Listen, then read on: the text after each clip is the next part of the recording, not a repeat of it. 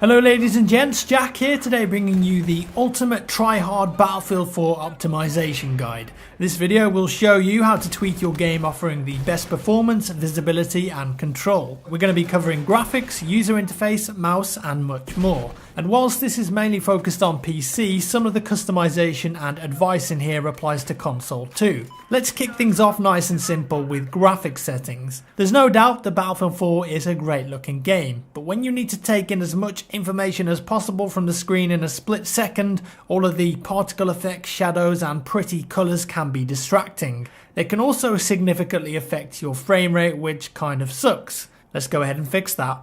If you want the absolute best performance, you want to be looking at this sort of a setup in your graphics options. Resolution and hertz should be set to the native value of your monitor, in this case 1920 by 1080 at 144 Hz. Some players actually prefer to play with a lower than native resolution like 720p, but this is mainly preference. 1080p at 144 Hz works out great for me. Set your brightness to 100%, this will increase visibility especially on darker maps like Operation Locker and Hangar 21, making targets hiding in the shade easier to spot. Vertical sync should be set to off to reduce input lag. Field of view is mainly preference, but horizontal 90 is a classic value that offers a wide range of vision without looking strange or warped. Field of view scaling in ADS is turned on, and this means that when you right click to ADS, your field of view will stay the same rather than zooming into a smaller value. Vehicle field of view is also set to horizontal 90. Motion blur amount should be set to 0%, and this is going to give us better visibility and a slight performance boost.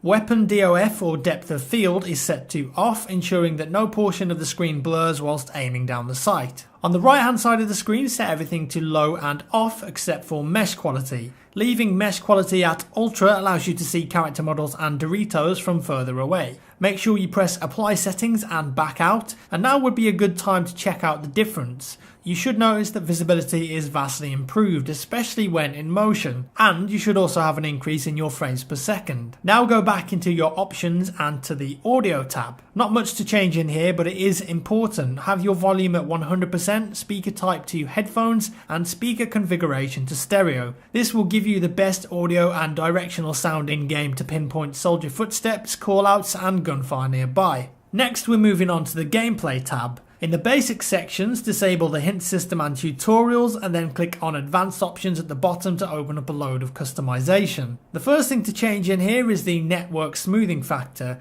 Set this to 0% and also make sure to change high frequency network updates to on. These settings will offer you a more accurate representation of player and vehicle positions in the server, improve your hit registration and ensure that your client is sending and receiving the maximum amount of information. Scrolling down reveals all of the user interface customization, and rather than going through everything and explaining what it does, I'm going to leave each section up for a few seconds so you can copy it down if you like and see if it works for you too. I've messed around with this for quite a while now, and I feel like I've got a great balance of information and screen space with these settings. And the settings I've selected make the minimap bigger by default and reduce the amount of clutter on screen, especially when you're aiming down the sights. The important stuff stays on the screen when you need to see it, and the rubbish stuff disappears so you can focus on hitting your targets. Try these settings out. If you like them, fantastic. If you don't like them, then just play around with them yourself until you find a nice balance. Next up, we're going to take a look at mouse controls and aiming. And whilst this is mostly preference and what you're used to, I'll show you what I use.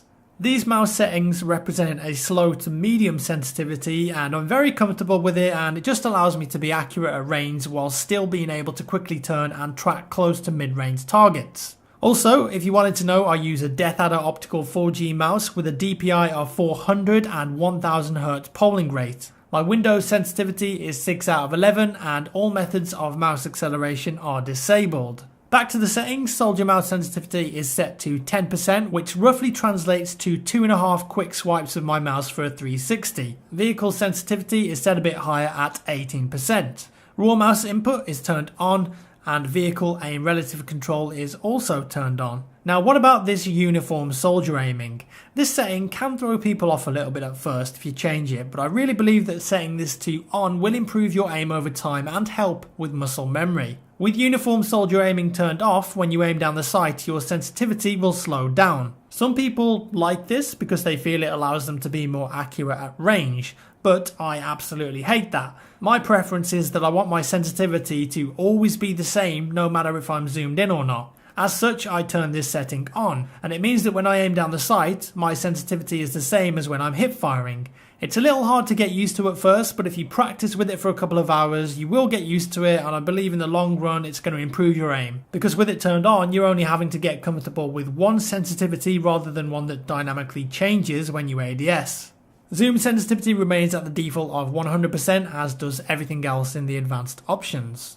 Okay, so with the in-game options out of the way, there is one more additional step we can take to improve performance and visibility. This is a PC-specific option and involves creating a custom user config for the game. Creating a user config is very simple, and the first step is to open up Notepad and copy-paste the commands I've put down in the description below. These commands include a few more tweaks to increase performance, clean up particle effects, and improve visibility. When you've pasted them in, you might want to change a couple of things. The first thing is the maximum frame rate command at the top there, gametime.max variable FPS 145. And I've got mine set to 145 because it's one more than the refresh rate of my monitor. If you're using a 120Hz monitor, set it to 121. The next command you could possibly change is the perf_overlay.drawfps1 command. And this command is basically going to show you your frames per second in the top right hand corner. Now some people like to be able to see their frames per second, but others don't. That's entirely up to you, and if you want to get rid of it, simply change the 1 to a 0 if you don't want to see your frame rate.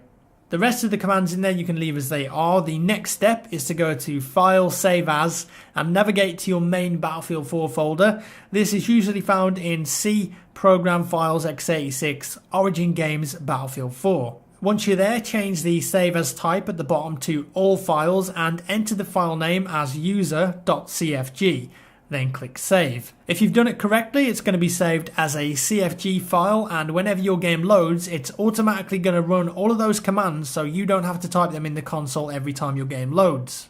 And if you want to remove the settings or run into any problems, simply just delete the user.cfg file. And there we have it. If you followed along with everything, hopefully this will help to improve your gameplay, in-game visibility and performance. Remember that playing a lot of domination and TDM to work on improving your aim and muscle memory is very important. That kind of stuff works great and it will give you an advantage on the battlefield. And just some general tips to keep in mind: look alive when you're playing, concentrate, listen out for footsteps, and always expect the unexpected. Give me a thumbs up if you enjoyed the video. Thank you very much for watching, and I'll see you in the next one.